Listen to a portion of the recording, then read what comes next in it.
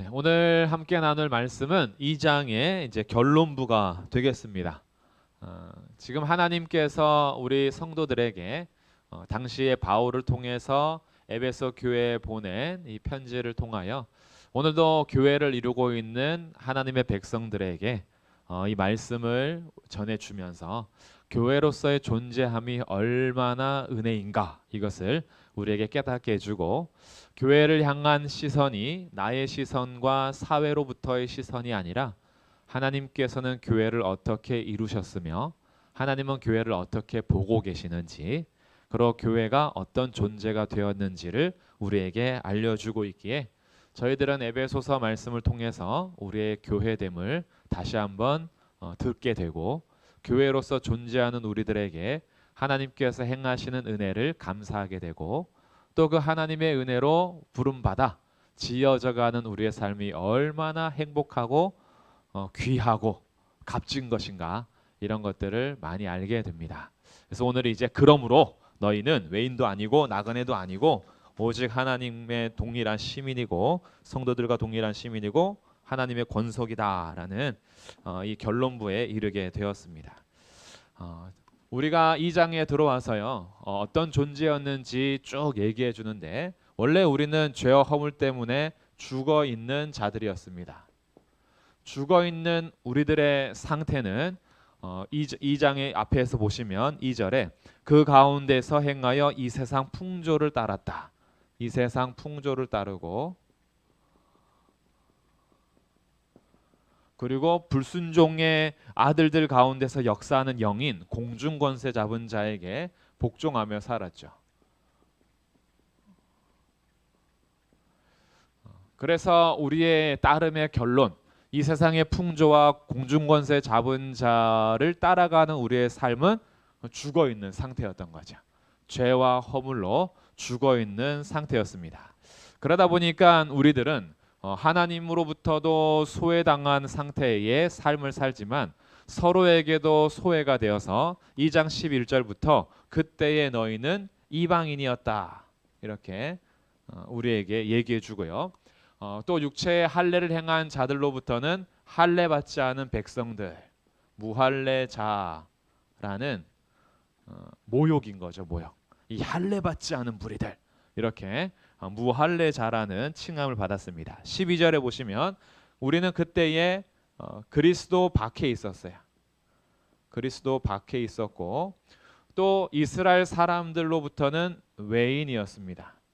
외국인이에요. 외국인, 나그네고 나라 밖의 사람입니다. 약속들에 대해서도 외인이고, 그리고 소망도 없고, 우리는 소망 없음,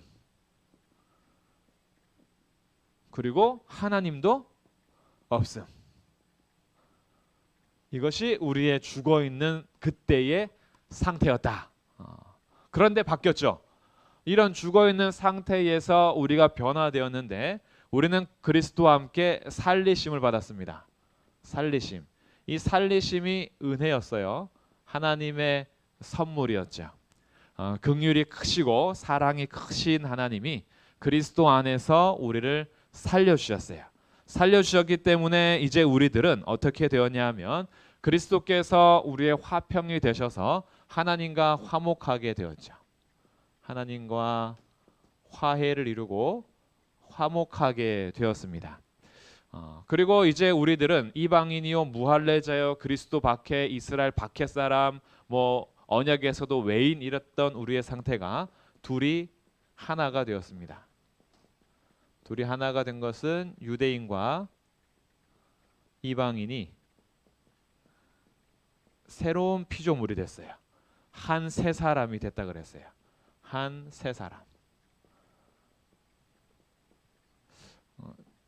새로운 부류가 이제 탄생하게 된 겁니다.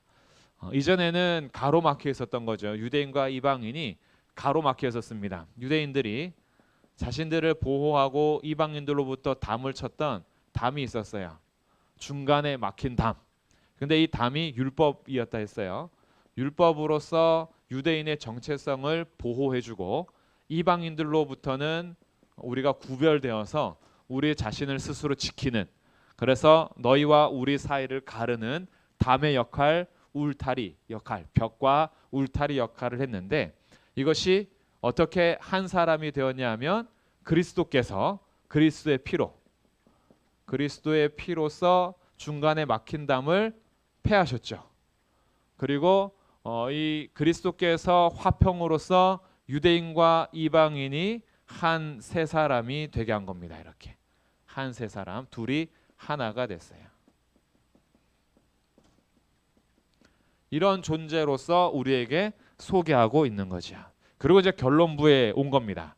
이제 19절부터 22절까지 결론부에 이르렀는데 이때에 우리에게 이해하기 쉽도록 세 가지 이미지를 사용합니다. 첫 번째가 하나님의 나라 시민이다. 두 번째가 하나님의 가족이다. 하나님의 가족. 세 번째는 하나님의 성전이다. 이 이미지를 사용해서 이제 결론에 이르게 되었습니다.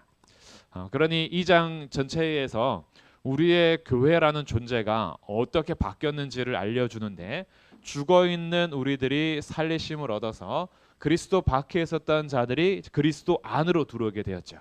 그리스도 안에 와서 하늘에 속한 모든 신령한 복을 받되 하나님과 화목하게 되고 유대인과 이방인 사이의 벽과 담은 무너져서 산 세 사람이 되고 그리고 우리들은 이제 더 이상 외인이 아니요 나그네도 아니요 아니다 이렇게 하죠. 외인과 나그네 뭐 비슷한 말인데 외인은 외국인이긴 하지만 합법적으로 체류하고 그리고 시민권을 얻었던 어떤 그런 외국인이라면 그 나그네는 그냥 체류하고 있는 외국인 이렇게. 근데 어쨌든 외국인인 거죠. 외국인으로서 영주권을 땄느냐 영주권 없이 사느냐 뭐 이렇게 나눠줄 수 있지만 이런 당시에 계급적으로도 아마 외인과 나그네는 더 차별을 뒀을 거예요. 근데 이제는 더 이상 외인도 아니고 나그네도 아니다. 그리고 전에는 소망도 없고 하나님도 없었는데 이제는 어떻게 됐냐 하면요. 소망이 없지 않아요. 왜냐하면 20절에 너희는 사도들과 선지자들의 터 위에 세우심을 입었고 그리스도 예수께서 친히 모퉁이 돌이 되셨어요. 이것이 우리의 소망이 있음이에요. 내가 이렇게 존재가 바뀐 것은 나의 행위나 나의 됨됨이로서 출발한 것이 아니라 사도들과 선지자들의 터 위에 예수님께서 친히 모퉁이 돌이 되셔서 우리의 존재가 바뀌었기 때문에 우리는 영원한 소망을 갖게 된 겁니다. 그럼 도대체 20절에서 말하는 그게 무엇이기에 이것은 확인해 보겠죠. 그리고 이제 우리들은 하나님이 없는 자가 아니라 어떤 존재가 되었냐 하면 22절 너희도 성령 안에서 하나님이 거하실 처소가 되기 위해 하나님 없었던 우리의 상태가 이제는 하나님이 거하시는 성전으로서 더 이상 외인이 아니다. 하나님 나라 시민이고 시민을 넘어서 가족이고 하나님 없이 소망 없던 자들이 아니라 하나님이 거하시려고 하는 성전이다. 이렇게 바뀌었죠. 이렇게 바뀌게 된 것이 누구 때문이었다는 거예요? 그렇죠. 그리스도 예수. 그리스도 예수께서 행하신 일로 인하여 그리고 성령 안에서 주 안에서 하나님의 행하신 일들로 인해서 우리의 존재가 이렇게 변화되었다.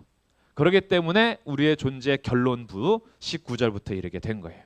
그래서 세 가지 이미지로 가는데 먼저 19절 그러므로 이제부터 너희는 외인도 아니요 나그네도 아니요 오직 성도들과 동일한 시민이요. 동일한 시민. 이제 우리는 새로운 나라에 입성하게 되었습니다. 대한민국 국민으로서 자부심이 있으신지요?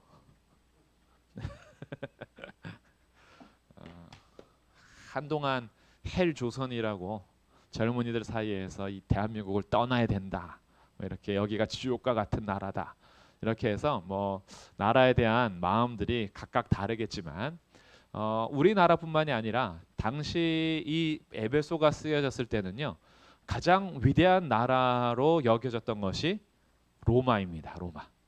그래서 로마 시민권을 얻기 위해서 정말 공을 세우거나 아니면 정말 태어나거나 태생으로 로마 시민권자로 태어나거나 아니면 로마를 위해서 어마어마한 업적을 세워서 로마 황제로부터 로마 어떤 그 기관으로부터 인정을 받아야지만 신분을 바꿔주거든요. 로마 시민권이 될 수 있어요.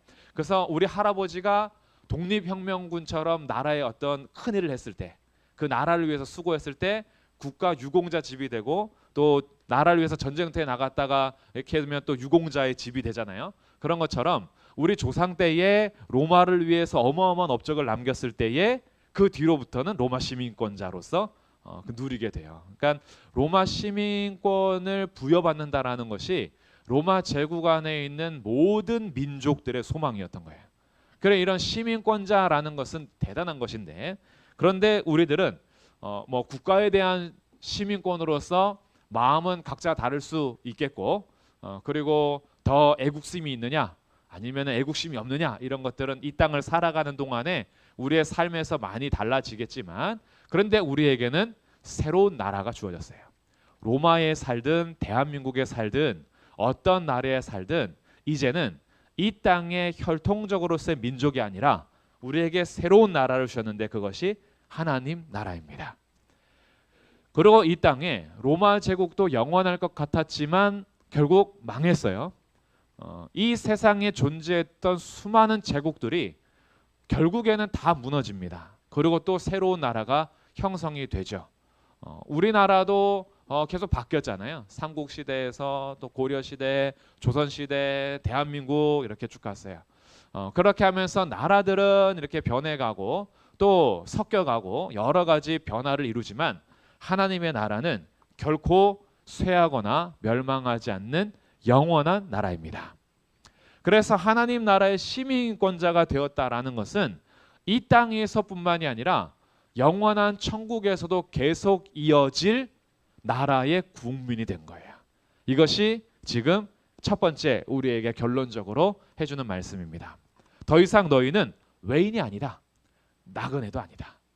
혈통적으로, 그리고 언어적으로, 피부색으로, 눈색으로, 머리카락, 어떤 색깔, 여러 가지 우리가 쓰는 언어들, 이런 것들이 다를 수는 있지만 동일한 시민이요. 이 땅의 하나님 나라 백성들은 이 땅에 먹는 음식과 혈통이 다를 수는 있어도 동일한 시민이요. 이런 시민권자가 되는 거예요. 그래서 이제 여기에는 유대인이든지 아니면 이방인이든지, 이방인 중에서도 많겠죠. 아시아인이든지 아프리카인이든지 아메리카인이든지 어떤 종족의 그 혈통을 가졌든지 간에 유대인이든지 이방인이든지 이제는 성도들과 동일한 시민이요. 이것이 우리의 변화된 신분이라는 거야. 그래서 이 땅에서는 민족에 따라 혈통에 따라서 차별이 있고 혐오가 생기고, 또 어떤 자기의 자부심이나 이런 비천한 어떤 종족이다 뭐 이런 것이 우리가 인류적으로 막 나누기도 하고 역사적으로 나누기도 하고 사회적으로 구분하기도 하고, 그러면서 나름대로 자기네끼리의 평가를 하지만, 그러나 천국에서 그리고 교회에 모여 있는 하나님의 백성들은 그런 걸로 나눠지지 않습니다. 여기에 어떤 혈통이 오든지 간에, 이곳에 어떤 민족이 오든지 간에, 그리고 흩어져 있는 모든 교회들이 결국 천국에서 만나게 될 때에 거기에는 차별이 없는 거예요. 모두가 동일한 하나님의 시민입니다. 이것이 첫 번째 우리에게 바뀌어진 신분이에요. 얼마나 귀한 신분을 얻었는지. 그래서 우리는 이중 국적자입니다. 대한민국 국민이면서 하나님 나라 국민이에요. 그래서 이거는 합법적인 이중 시민권자입니다. 그런데 대한민국 국민으로서는 언젠간 떠나게 될 거예요. 하나님 나라 국민으로서는 죽음 이후에도 영원한 우리의 시민권이 됩니다.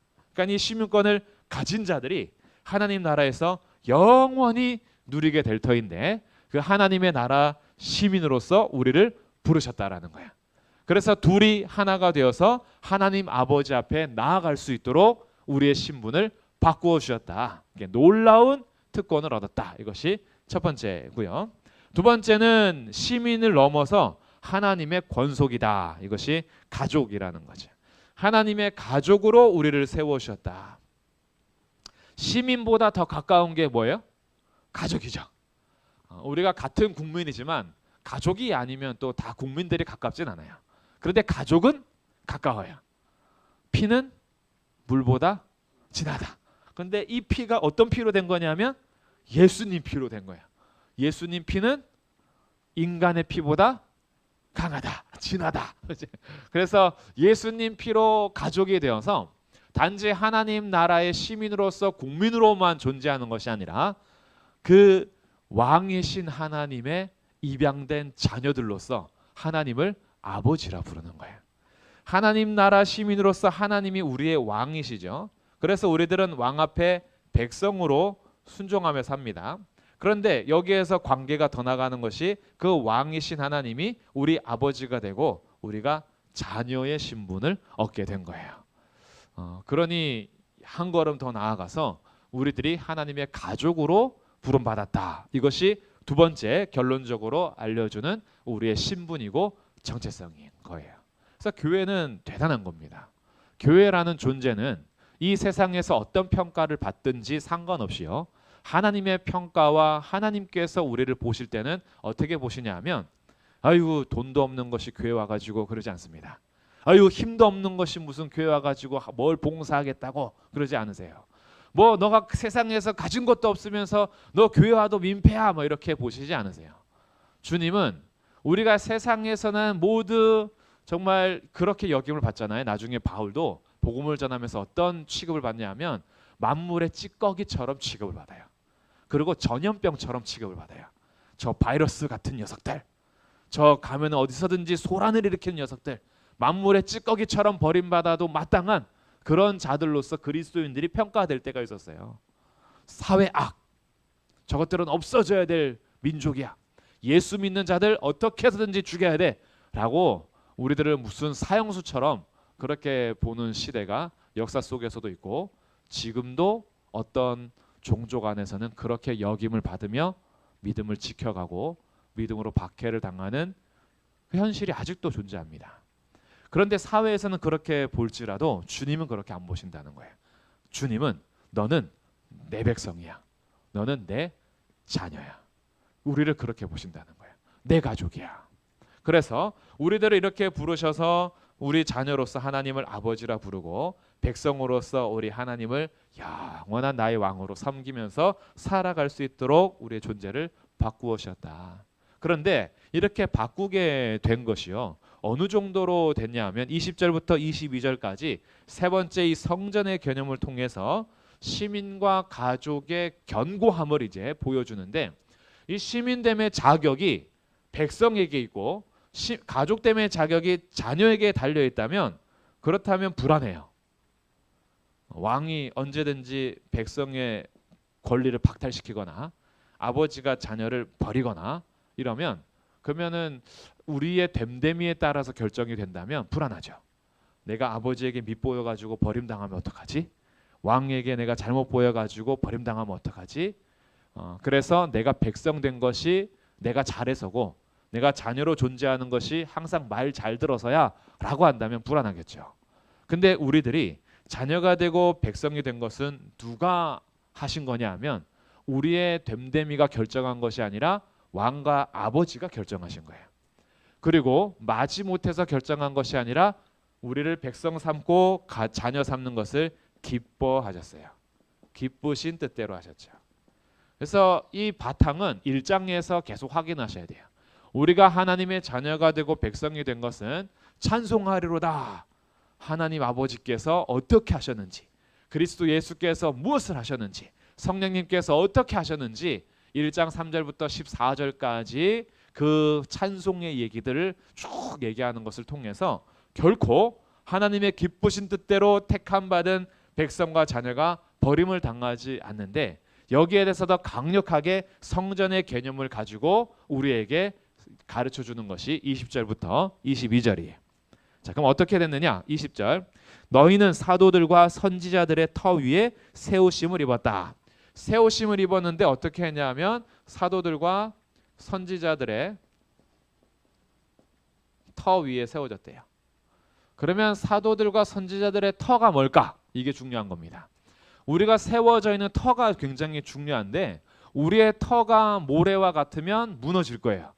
근데 우리의 터가 반석이면 비가 오고 창수가 나도 무너지지 않을 거예요. 어떤 터 위에 집이 세워져 있느냐라는 것은 굉장히 중요합니다. 그래서 반석 위에 세워진 집이 되어야 하는데 여기에서 사도들과 선지자들의 터 위에 세우심을 입었다니까 이 터가 영원하고 견고한지를 확인해야 돼요. 그리고 두 번째 그리스도 예수께서 친히 모퉁이 돌이 되셨다. 예수님께서 우리의 친히 모퉁이 돌이 되셨대요. 그러면 이 모퉁이 돌이 됐다라는 것이 무엇인지 확인함으로 우리의 건축, 우리가 시민되고 가족되고 성전된 것이 과연 견고한가 이것을 확인해야 되는 거예요. 만약에 우리들이 세워진 것이 너의 기도 생활, 너의 성경 읽기 이렇게 됐다면 기도 생활 안 할 때 어떻게 돼요? 무너지는 거예요. 성경 읽기 안 하면 어떻게 돼요? 버림을 받아요. 그럼 이제 다시 정신 차리고 성경 읽기를 열심히 해서 내가 꼭 버림받지 않을까 막 이렇게 해야 되는 거죠. 그런데 우리가 세워져 있는 곳은 나의 기도 생활, 나의 성경 읽기, 나의 어떤 무엇에 달리는 것이 아니라 사도들과 선지자들의 터 위에 세우심을 받았고 그리스도 예수님께서 친히 모퉁이 돌이 되어 주셨대요. 그러면 사도들과 선지자들의 터는 무엇이냐? 이것은 사도들, 보냄받은 자들과 주님께서 말씀을 전하라고 하신 선지자들의 그 전하는 내용이 터가 되는 거예요. 사람이 우리의 터가 되는 것이 아니라 사도들과 선지자들의 터라는 것은 결국 이들이 전한 것이 우리의 터가 된다는 거예요. 그럼 사도와 선지자가 전한 게 뭘까요? 그것이 복음입니다. 복음이 예수님이죠. 근데 이 복음, 그들이 전한 복음이 우리의 터가 된다라는 거예요.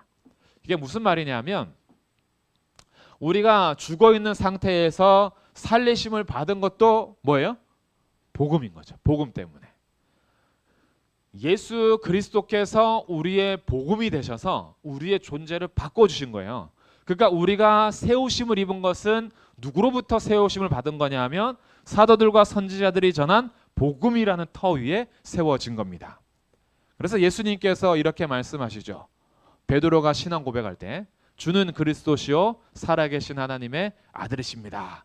그래, 너가 정말 복이 있다. 내가 이 반석 위에 내 교회를 세울 거야 하는. 이 반석 위에 뭘 세워요? 교회를 세운대요. 그럼 교회의 터가 바로 이거예요. 이 반석.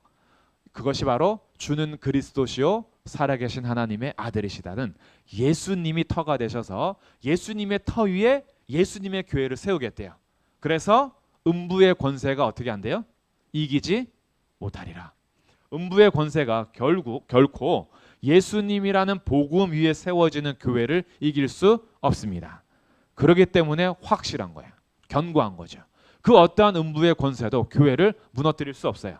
신앙 고백자들을 무너뜨릴 수 없는 거예요.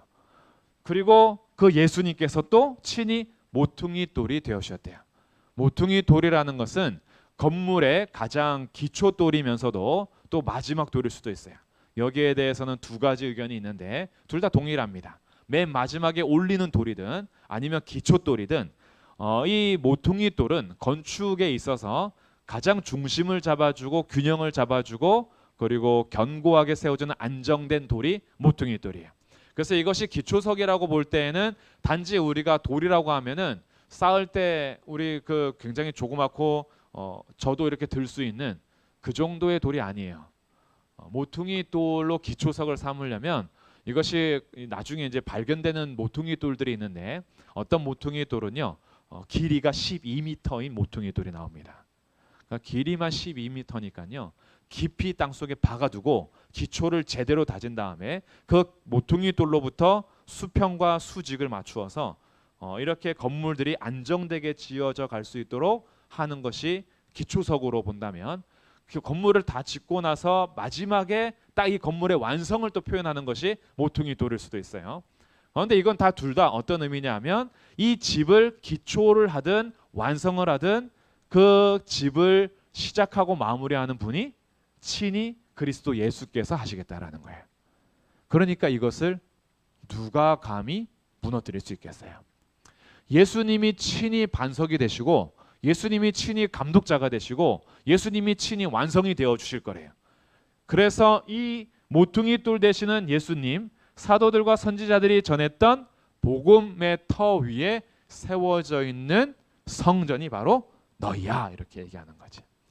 그러니 우리의 시민권도 우리의 가족도 성전도 우리로부터 근거가 되지 않기 때문에 확실한 겁니다. 하나님이 변덕쟁이시라면 확실하지 않아요. 그런데 하나님이 구약에서부터 신약 전체까지 자신을 어떻게 계속해서 알려주셨냐면 신실하신 분으로 알려주십니다. 하나님은요, 약속한 것을 결코 변하지 않으십니다. 자기 아들의 생명을 거시면서까지 지키시는 분이에요.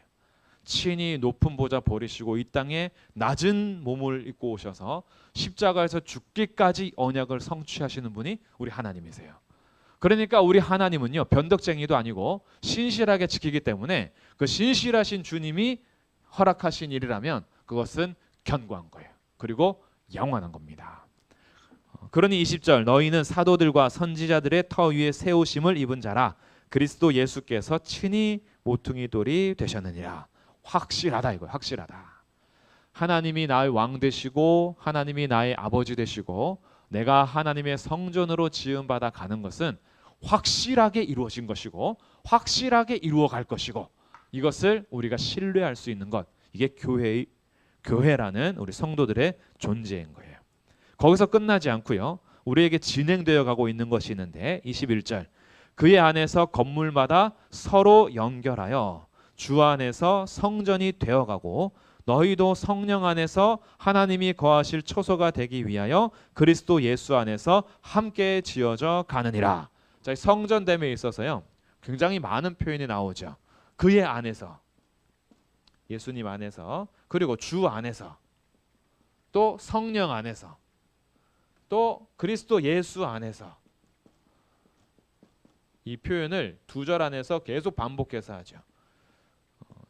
우리가 성전으로 되어갈 때에 우리의 성전을 시작하고 완성하신 분이 다 주님, 예수님, 성령님, 이분들이 하시는 거예요.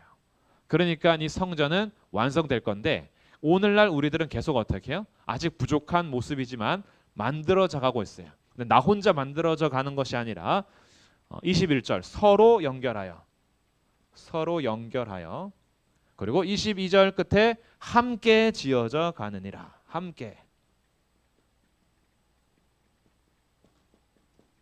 서로 함께.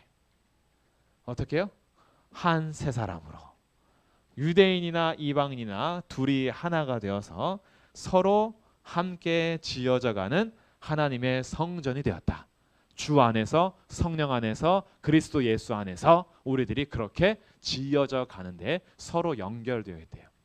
그러니 이 땅의 모든 그리스도를 주로 고백하는 하나님의 백성들, 하나님의 자녀들, 하나님의 성전으로서의 벽돌 하나하나는 모두가 연결되어 있는 필연적인 만남인 거예요.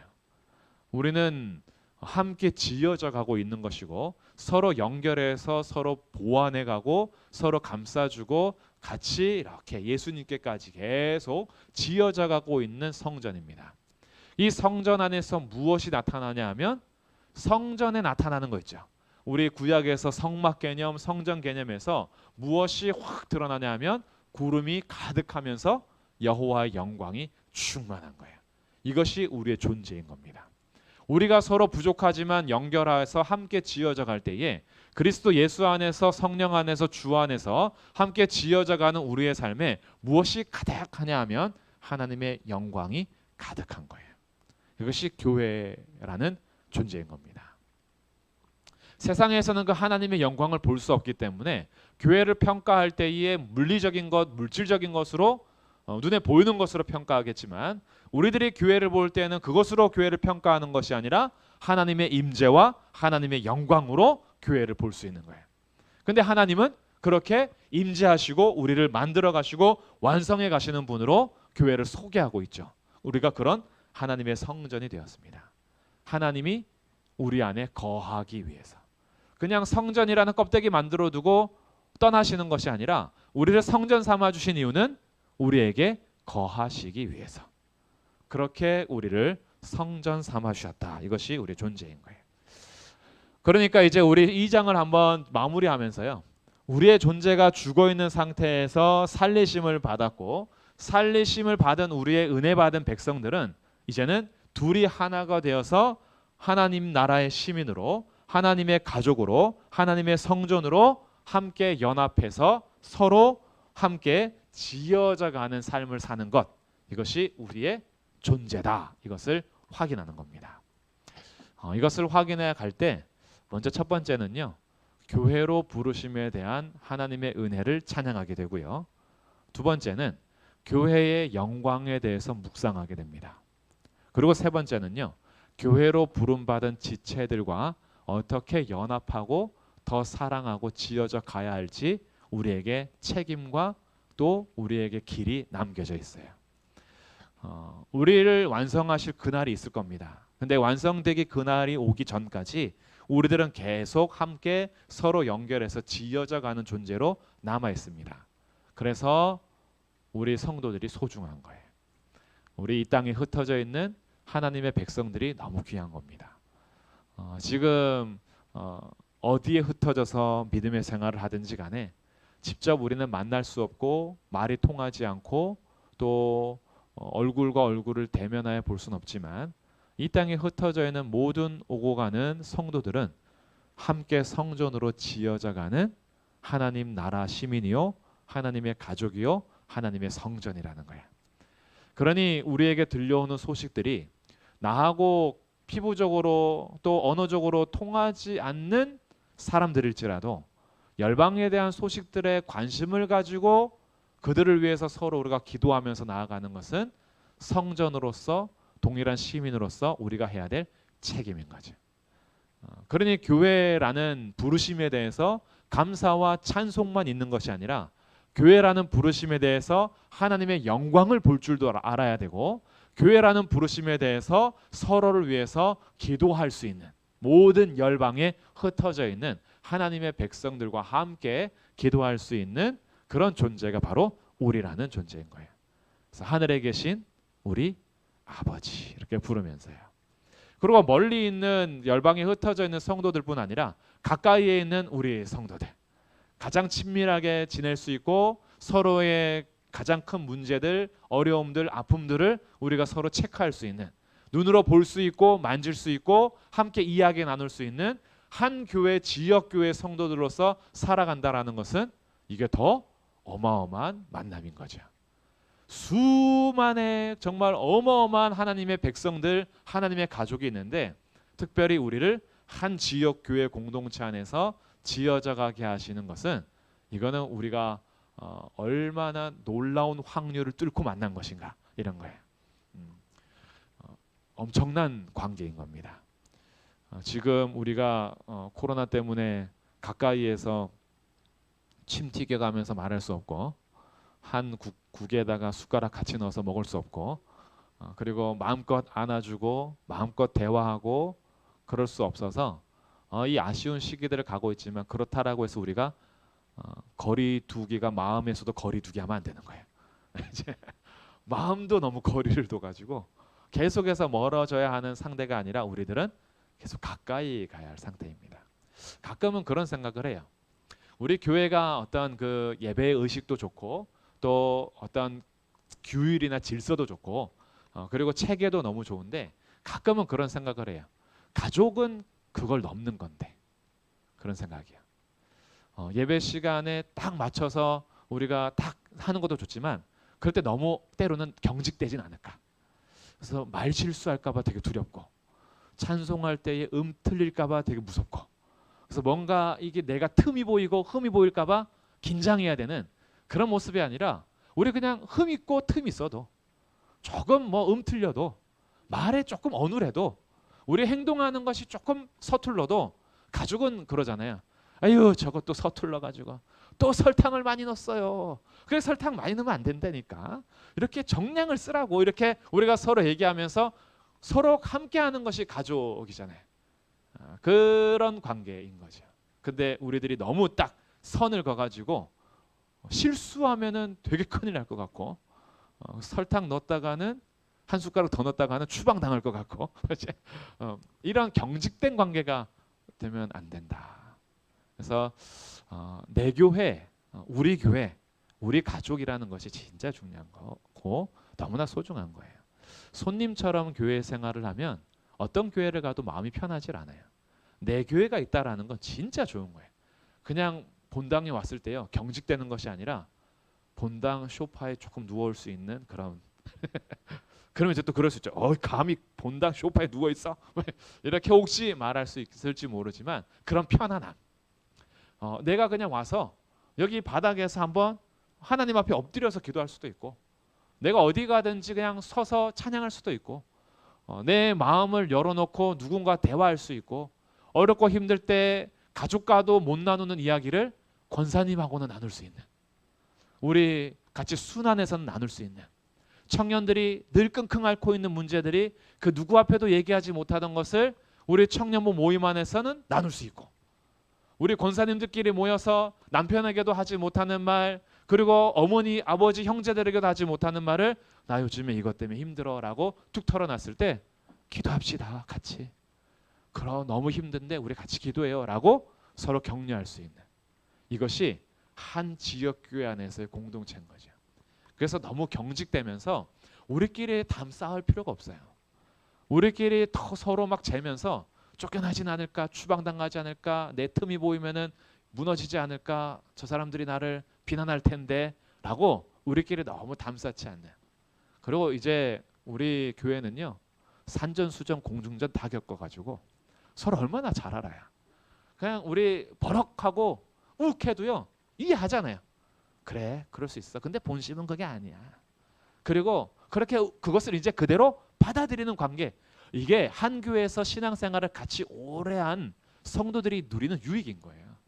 그래서 때로는 우리 서로 싸울 수 있죠. 서로 비난할 수도 있어요. 말이 험하게 나갈 수도 있고. 그러나 그게 끝이 아니라는 거.